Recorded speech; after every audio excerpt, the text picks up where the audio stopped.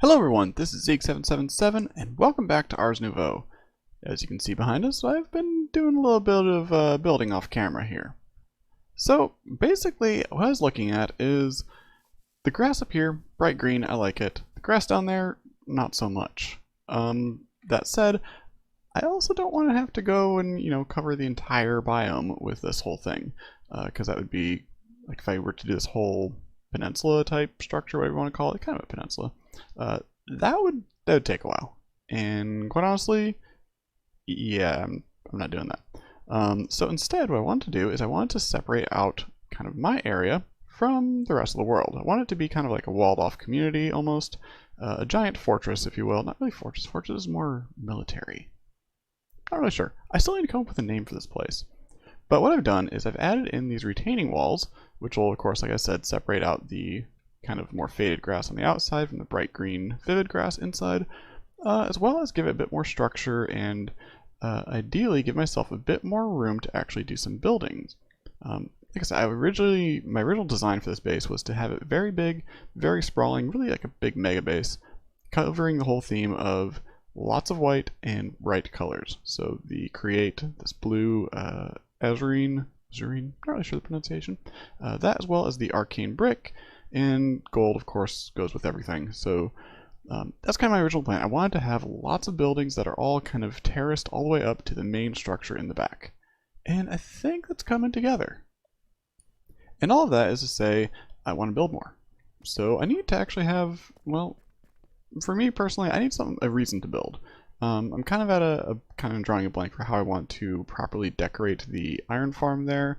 I might actually make it a smaller area, maybe like a tower or something in the middle, and just have the whole area non-spawnable using slabs. But I'm kind of drawing a blank for that one, so I'm not going to work on that one today. But what I would like to do is another type of farm, and it's one that I've been kind of reluctant to use, to be honest, and that is Drygmies. So if I look us up, Drygmy, I have 14 Drygmy shards, which are then used to make a Drygmy charm. It's just any sort of fish, this is any sort of seed, and various crops of wheat, apples, carrots, and some source gems. What Drygmies do is they farm mobs. And they farm any mob. So that's kind of why I've been avoiding using them in the past, and that is, they're a little overpowered, to be honest. They can do just about anything. So they can be a wither farm, for instance. You can, rare banding, cool. They can be a wither farm. They can get the wither skeleton skulls. You can have them. Will you stop rubber banding? I'm trying to talk here. They can do anything. Anything that can be a mob kill loot table. So if you kill a mob and it's on the loot table, it can drop that. So basically, they'll just farm that forever. They can be a gold farm even with zombie piglins instead of getting gold from them with a regular vanilla farm. The only drawback is they're not very fast, to be honest. Basically, I'm going to be typing, so I'm looking, 1, 2, 3. They're fairly slow. You really can't compete with a vanilla farm, to be honest. Like, yeah, it's only vanilla, but you can actually get some pretty good spawning rates with vanilla farms. So it can't compete with dedicated mob farms, but what it can do is compete with the ease of using it. For instance, we have our little brewing setup over there, and I moved it downstairs. We have a brewing setup over there, and I kind of limited the fact that I don't have any gas tiers. Well, with a Drygmy, you just need to grab one of these soul gems from occultism and go scoop up a ghast, and then drop it near the Drygmy, and you're set. So it can do a lot of things that are a little more non-trivial to set up dedicated farms for. So let's go ahead and get ourselves one of these wonderful Drygmies. You'll go in there, and I'm actually going to get 2 of these. The more of them you have around the kind of central summoning thing, the faster it'll work. So I think 2 is going to be a nice balance between things that are easy for me to set up and fast, as well as the main thing, which is the impact on the server. If you have too many of them in too close of an area, of course, you have the same regular mob issues of these guys are entities. Like the Starbuncle here, he's an entity. So he's more expensive than something just like, a chest. Yeah, I know chest doesn't move items, but yeah, you're more expensive than that. Sorry. So let's scoop the last one in here, and let's get that going. I actually made myself one more extra, so I have 3 total. 2 of these, they're going to be from my actual Drygmies. The others, there's another thing that I've been meaning to do for a while. It's been in the mod for quite a while now. I just haven't gotten to use it yet, which is binding into familiars. So let me get these things all together here. I need a tablet of binding, which was pretty cheap. It's just, wood, paper, ender pearl, and source gems. Most of these tablets for the various rituals, they're pretty cheap. I also have a bookworm charm, Drygmy charm, Wixie, and Starbuncle. There's one more here which I can't get yet. These are from add-ons here. So from I think this one is, I can't remember. The Fire Golem. So that's one, but that one requires some netherite, which I don't have. The Siren, which that's actually not implemented yet. And then the Whirly Sprig. So let me go ahead and figure out what that one is. Sprig. I think this one's pretty simple. It's just a whole bunch of seeds and some saplings. And last but not least, the Whirly Sprig shards. So saplings, seeds, pretty cheap to actually make most of these guys. I guess diamond, but diamonds are pretty cheap nowadays. So that's going to craft up. I got myself a couple more of these Mage Bloom seeds because I need to plant those. Once these are done, then we can get to work. We've gone over how a lot of these other summonable things, familiars, summons, they're not really familiars yet. We've gone over how a lot of these things work. Basically, you generally have a block that they are focused on, so it converts from a regular block. This, for instance, was originally a regular lectern. You apply your bookworm to it, and it becomes a bookworm lectern. Similarly, we also have starbuncles. They're over here. I've got a couple of these running around. We have these new beds. Makes them bounce around and run faster. Kind of cool. Starbuncles, you don't really place them on anything. You just place them down and they'll work.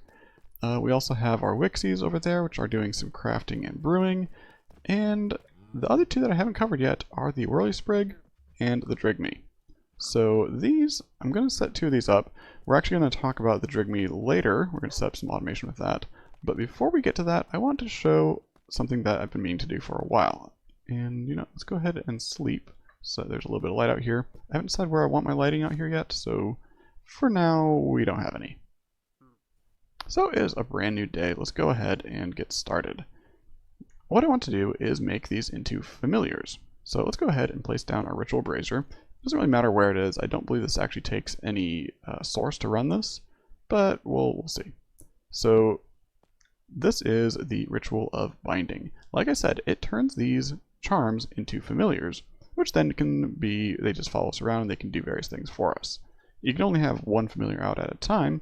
However, you can have lots of them as options. So I want to get one of each.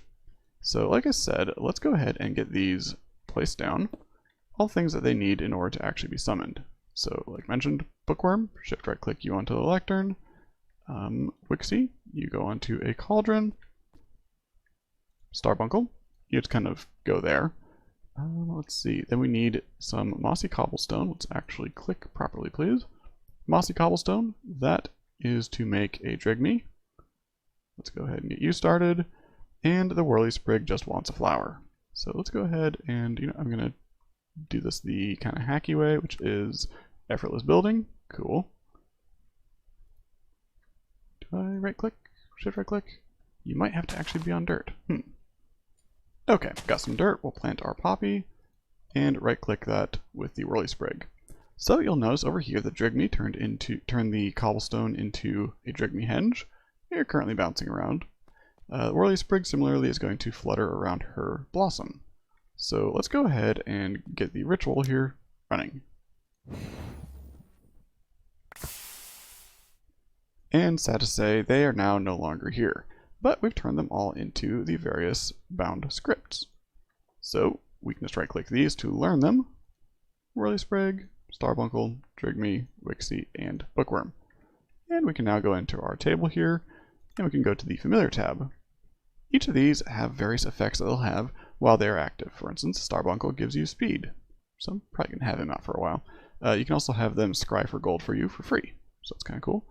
Bookworm increases the damage from spells, let's see, and reduce the cost of all spells. That's pretty useful for spell casting.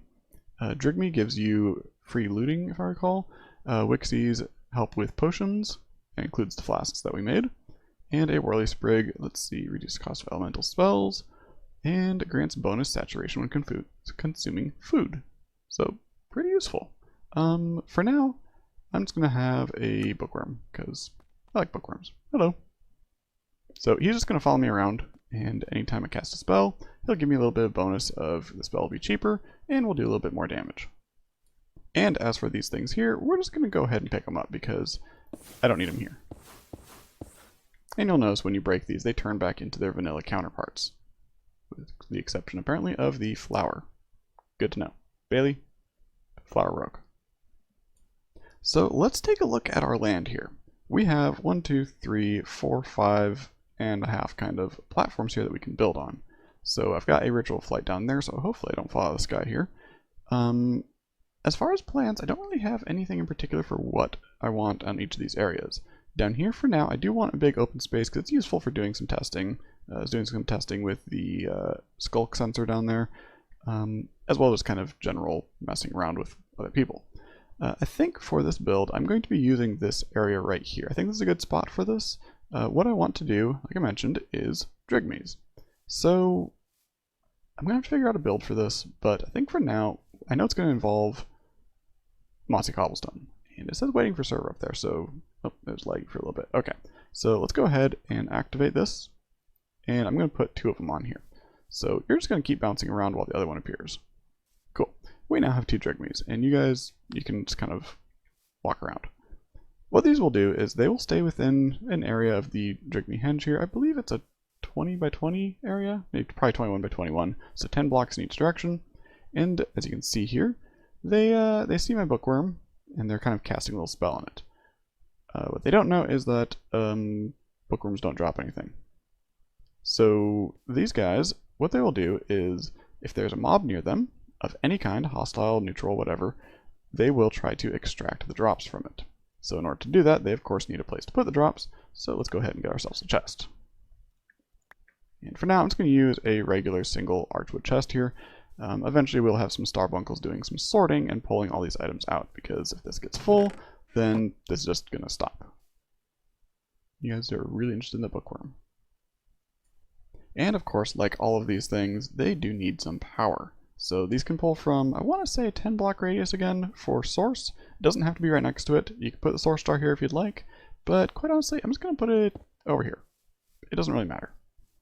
You guys are going to keep following me around because of the bookworm, and I am actually kind of curious. They shouldn't drop anything in here because it's not part of the loot table. I don't think they drop anything.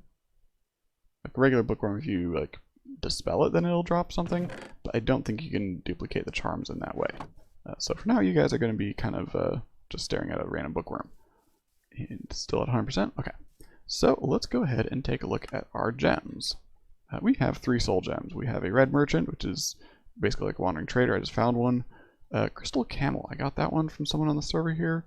And a captured foliate. This is my crusher foliate from occultism. So you're not actually going to do me any good. Captured crystal camel. You are our first contestant. Hello there, Alice. Alice the camel. You apparently have 2 humps. So, Drygmies are able to pull from mobs, right? So, how do we use this? Well, for one thing, if I were to put a skeleton here, of course it's going to start burning in the sunlight, so we're going to need some sort of light protection, so a roof. We also need a way to hold them somewhere. So, if we plop just a create seat here, we could also do something like a boat or a minecart. Alice, you need to come back here. Get back here. You are not excused from this.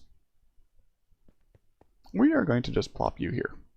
And Alice the camel from Blue Skies here, you are going to just sit here for eternity.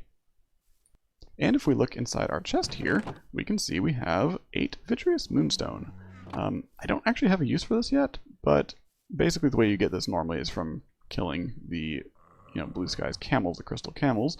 So this gives us a way to get these things renewably without having to worry about breeding up things. So I have a couple cows and some sheep up there. So red merchant, you can just kind of go here. I don't need you.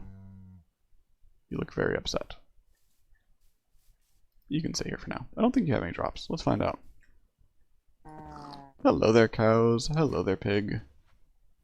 It is worth noting with these that they only work on the actual mob drops from an actual kill. So, Mr. Cow there, while you can normally give me some milk, these guys don't know how to milk you, so can't really do much about that. In the meantime, though, they are able to, I guess, slowly peel some leather off of you. I'm not quite sure how that works. That sounds like it'd probably be pretty painful. Let me know if it hurts. It shouldn't. And of course, this isn't limited to just land animals. We can also hop down here and grab ourselves a squid. And if we can find a glow squid at some point, I would like one of you as well. Next up, let's grab... I'm going to regret this, but let's go over here real quick and... Hello there. Yes, thank you. Okay, you're coming with me. So in the great list of terribly bad ideas, let's go ahead and place that down, and we will plop our new friend right here. Let's shift right click so you land on that. Thank you. You can stay there. No more blinking, please. Mr. Creeper is within range of our Drygmies here. So you can see they're pulling stuff off of them. The way it works is basically they collect a certain number of these little orb things, spin over there, and eventually it'll complete a cycle. So in the meantime, we've got ourselves some raw beef, some leather, some raw pork chops, and some more of that moonstone.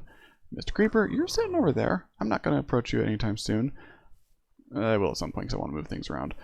But Drygmies, you're gonna kind of do some work on that. So because he's in a seat here, and I can put him, like I said, in a boat or a minecart as well, he won't despawn if I move too far away. I believe the create seats do the same thing.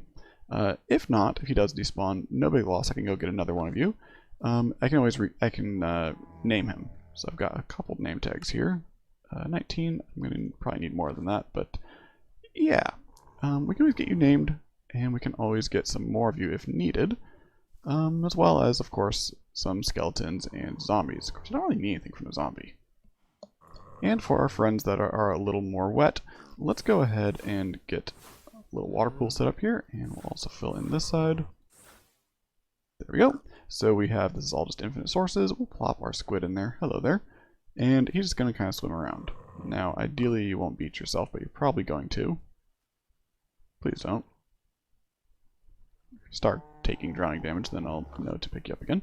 We're probably going to have that sealed off so he can't get out, as well as, like I said, get ourselves a glow squid. Are you stuck? No? You're good? Okay. In the meantime, though, every single one of these mobs that I'm adding, and that's kind of why I'm adding a bunch of random things at the moment here, is adding to how happy these Drygmies are, which will increase how fast they produce things. Oh, interesting. We can get heads from these guys, too. And apparently bones. Where did you get a bone from? Also, you probably don't want to be down there. I don't know. Apparently they can float. I don't know if they drown. And I'm pretty sure they don't have any regeneration, so... Why are you underwater? And as you can see, the little spiral thing is floating around the creeper there, so he is also being targeted. One thing to note is the Drygmies don't actually have to have direct access to any of these. You can have them all boxed up if you wanted, or kind of roaming around like this. I think I like them more when they're roaming around. I think it's probably less of an issue for TPS as well. Hello there, you need to stay in the water, please. I think it's a little bit better on TPS if they're able to walk around as well. So I think for now I'm going to have them just kind of wander aimlessly. You know, you are going to stay in my soul gem until I have a better spot for you. Other than that, these guys are basically working exactly as intended. Gunpowder. There we go. So we can pull from the creeper over there, even though it's hostile, we can get gunpowder from him. Same thing with, of course, skeletons, creepers, of course creeper, there's one right there. Zombies, guardians are useful. I think you can even extract sponge from elder guardians, which is an interesting way of making that renewable. Okay, our little squid down there, let's glass you in so that you stop drowning, suffocating. Just stay in the water, please. So, as far as the mechanics go, in addition to having the variety of animals here, improving the speed and therefore the quantity and stuff you'll get out of this, the other thing you can do is add in more of each type of animal. I believe this only goes up to 5 of each animal, but it's worth noting that because I'm going to actually, I think, get at least 2 of these breedable animals, such as the pig and the cow, also a couple sheep, I think. That way, if I need to have more, I can always breed them up again. And then other than that, the remaining ones that are up there, I'm going to just kind of remove, shall we say. That way, ideally, by only having a couple of each animal down here, and then one of like single like Alice here, as well as the creeper and such, just one of each of those. I don't really need that many of the drops from here, but it's nice to not have to go out and grab ink sacs, for instance, or, you know, chickens for feathers and eggs and all that. So I think by having them sit down here on these seats, it should hopefully be a little bit better on the TPS, as opposed to having them all just like in a big pen where I'm actually having to go in and actively breed them and deal with them that way. And unrelated, something I've been meaning to check is these cows, are you able to breed if you're sitting apart like that? Yes, you are. Okay, I'm not going to use that for nefarious purposes later. Okay, so I was prepping for the next clip by getting this anvil from storage here. I was going to start getting some names for like the squid down here so that it doesn't despawn. And out of sheer luck, I made a new friend, and that is an Enderman. So he just randomly teleported like right here, so I just scooped him up real quick. It's actually kind of a good thing to point out here. So Enderman, cool, I can get Ender Pearls. I don't really need them. I would have gotten out of my way to get one of you, but you did kind of fall right into my lap, so sorry you're sitting here now. But you can see he's holding a dirt block, specifically grass. Actually, that's my grass. No, okay, it's not vivid grass, it's regular grass. Okay, but we can keep an eye on this for, I'm going to have just kind of keep checking on this throughout this episode, but we'll notice that he's holding that dirt, and that dirt is not going to go in here. Similarly, if I were to find a zombie who's covered in armor and put him in the seat, it's not going to get the armor off of him either. Is that just you making that noise? Okay. Either way, we've got ourselves some ender pearls and some squid heads. Cool. And we have ourselves a new item. This is an experience gem. What these do is if you just right click them, it added very, very little. You couldn't really see because I have 38 levels right now. It adds a little bit of experience. It's actually quite a lot of experience, but again, like I said, I'm at level 38, so it takes a little bit. But yeah, this guy being a hostile mob, same with the creeper, they drop experience on death as well. So the Drygmies are able to actually farm that for you. So we can get ourselves a decent source of experience here for whenever we need to do things like rename these. So, for instance, you are going to be Endy, because you're an Enderman. Cool. Creeper, I don't really want to get close enough to you to rename you. Let's get ourselves a one of you, and you shall be Squiddy. So let's... Are you still in there? Good. Break. There we go. And let's rename you to Squiddy. Cool, thank you. Why are you... You're at... Okay, you're still at 4 health. Right. Oh, get out of there. This is actually a good bit of science here as well. Let's just fly. Thank you. Bit of science, because I don't know what'll happen if I plop you back down. You good? Okay. Cool. Squid is renamed. Hopefully it won't despawn. I did rename him right? Yes. Okay. So I'm not... Are you making that noise every time? Or is there like an Enderman who's around here somewhere? There is a cave below here that is kind of covered over, so that might be that as well. Let's see. Is there anyone else I need to rename? I don't think so. Up here in our little essence area, there's actually been 2 chickens that are hiding in this hole this whole time. We're going to scoop up one of you, and the other one, look away, little bookworm. Look away. Oh look, we found some feathers. So we're going to put the chicken down there so we can get feathers more reliably, because right now I need them for actually quite a few things. It is really frame rate walking through there. So looking into getting a new computer, that is going to be a task for later though. In the meantime, I don't have my elytra, so let's just walk over here. So we're going to put one of these down as well, get some feathers and some eggs, I think, out of you, as well as the meat. I don't actually have a use for the meat or anything yet.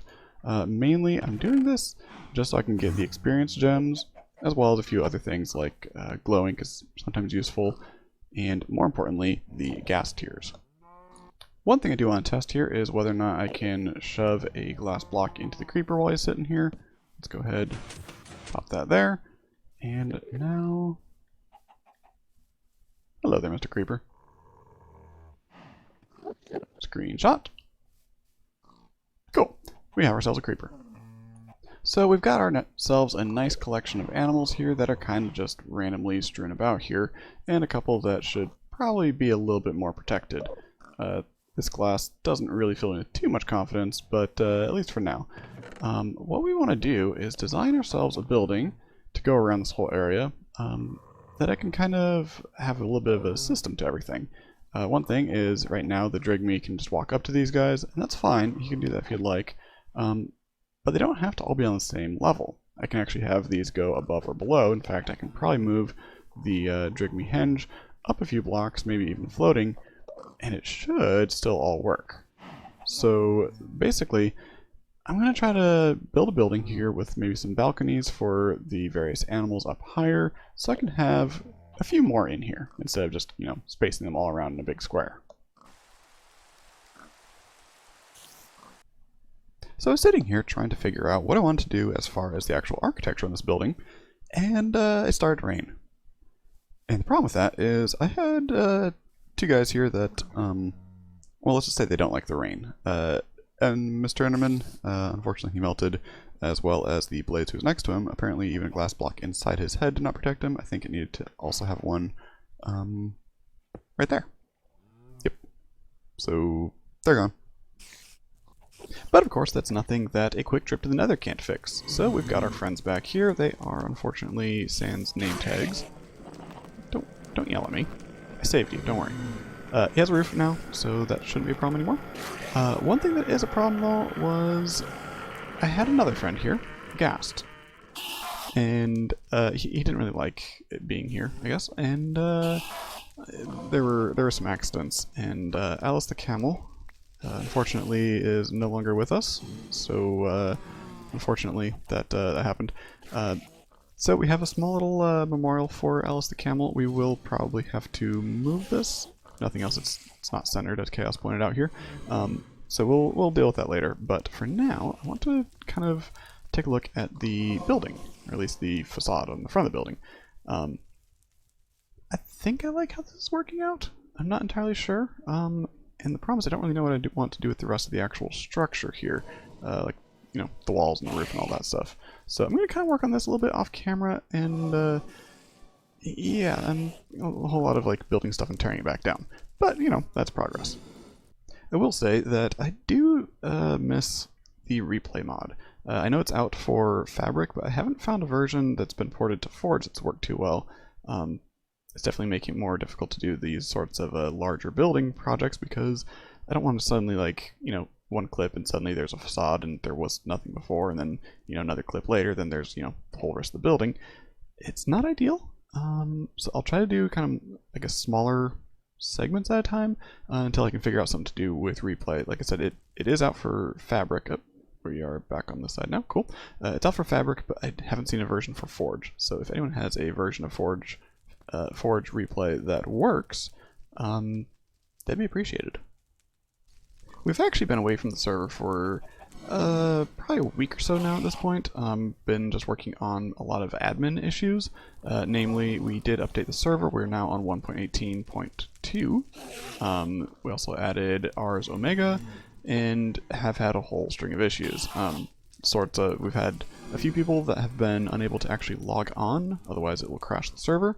I think we've got all those issues sorted out with only a few minor, well, few interesting problems. One, apparently we now have a new biome over here near spawn, so that's kind of interesting. This was ocean before, and now it's apparently forest. Not sure why. And then down here we are actually missing a chunk. I tried to have it regenerate, and instead it just kind of there's a hole through the void now, so that's kind of cool. I think we've got all those issues sorted out now, though, which is good, which means we can actually get back to actually doing stuff on the server.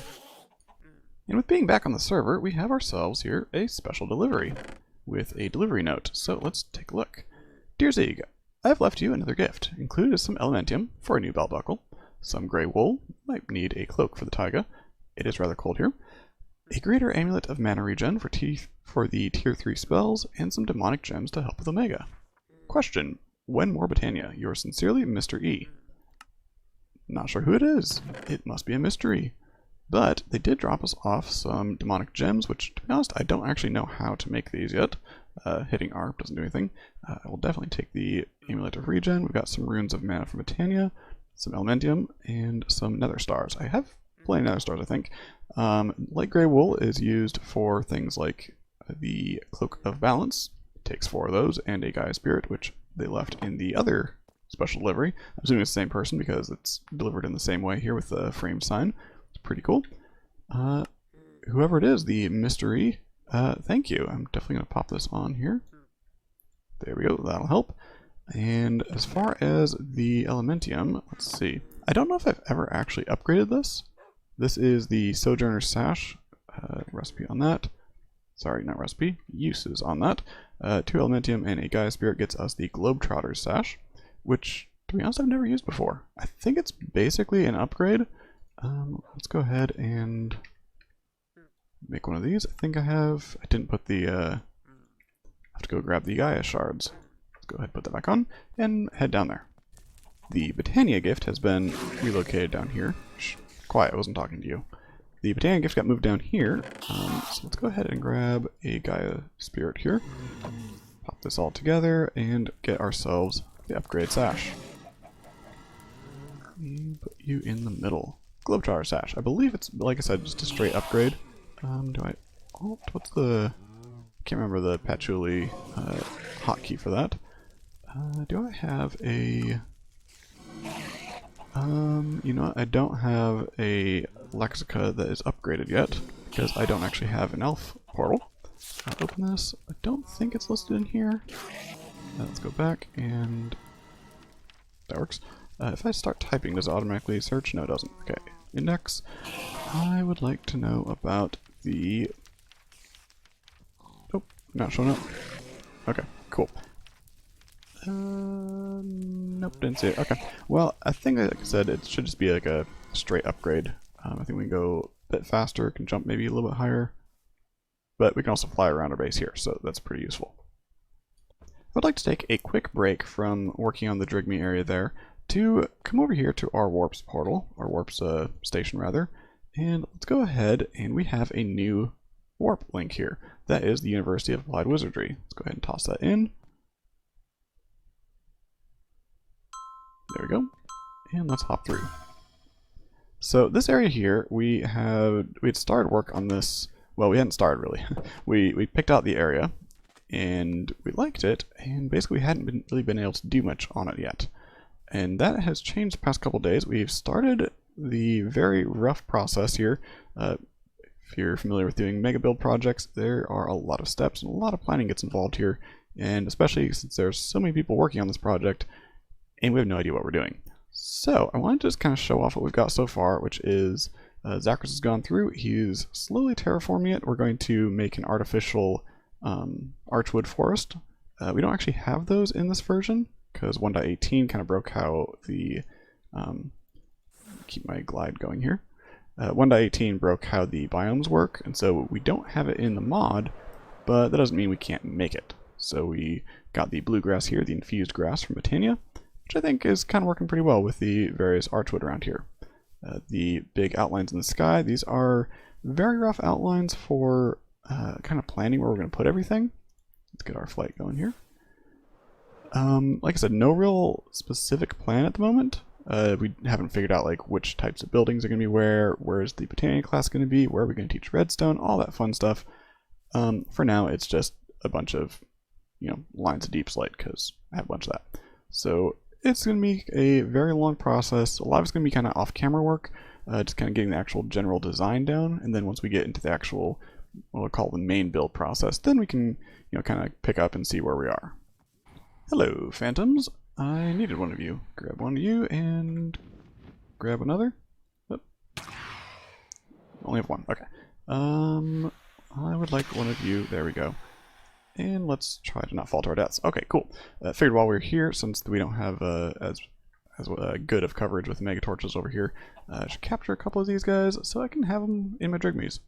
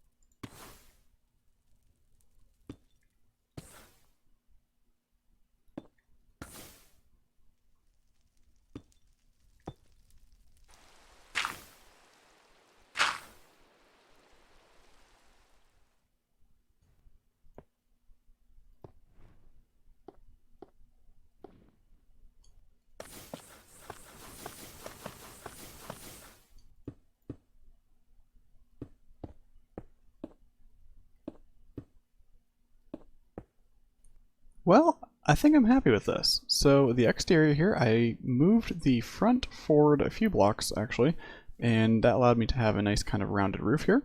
So let's get a nice aerial view of what we got going on here. So lots of windows. I wanted a bunch of windows so that the lights inside will shine out at night.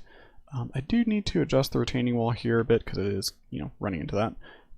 And I think the actual brick blocks, I'm gonna swap out some of those, make it more smooth than I can. The dome, yes. Right now it is dirt. It won't always be dirt. I still have a bunch more details I'd like to add to this whole build, similar to how over here that was dirt for quite a long time until I eventually went through and fixed it. So I think I'm gonna do the same thing here. And I'm not entirely sure if I want it to be rounded like this or if I want it to be just like a hemisphere dome. For now I have it like that. I kind of like it. It's a kind of unique design. Inside here we have a number of mobs going on. I did manage to get another ghast, currently named Silenced because he was a little loud and obnoxious. Unfortunately, he only faces south. So he was actually going to be up here as kind of like the priest for this church here. But since he's only facing south and he's just always going to be facing out that window, I'm probably not going to use that. I think I might have the Enderman here because it kind of looks like he has, black robes on or something. I don't know. I'm just going to be kind of, he's going to be sitting here anyway. So, other than that, I still have to finish this side here. There's a hill right there, so it's a little more difficult to work through there, but that's okay. I just wanted to get kind of the general idea of what I want going on here, and I'm happy with this whole thing. And yes, I have a little a pipe organ here, because, every church needs a pipe organ. But unfortunately, we are actually running out of time for this episode, so I think most of the detail work is going to be kind of just, off camera whenever I kind of feel like working on the detailing. I'll just kind of touch up here and there. The roof, we'll have that do something. I don't know what yet. But I'm happy with what we've got going on here. We've got a church. I mean, it's quite clearly a church. You walk in. I do want to put in, proper floor. I want to have, the seating and all that stuff, as well as the main altar up here is going to be raised up. And I think this will be kind of a fun build. Lots of detail work I want to do inside here. I don't usually get to do much interior design stuff, so I thought it'd be fun to kind of do it in the church setting here, because it, kind of fun stuff to build. But I also have one last thing, and that is Alice the Camel. You'll be missed. And I think what I'm going to do is this is going to be known as St. Alice's Church, or Church of the Drygmy. Not really sure. St. Alice is going to be the name of the patron saint for the church. So yes, thank you, Alice. You'll be missed. Well, I've had a lot of fun with this build, and I want to thank you for coming along with me through it. So thank you for watching. Bye bye.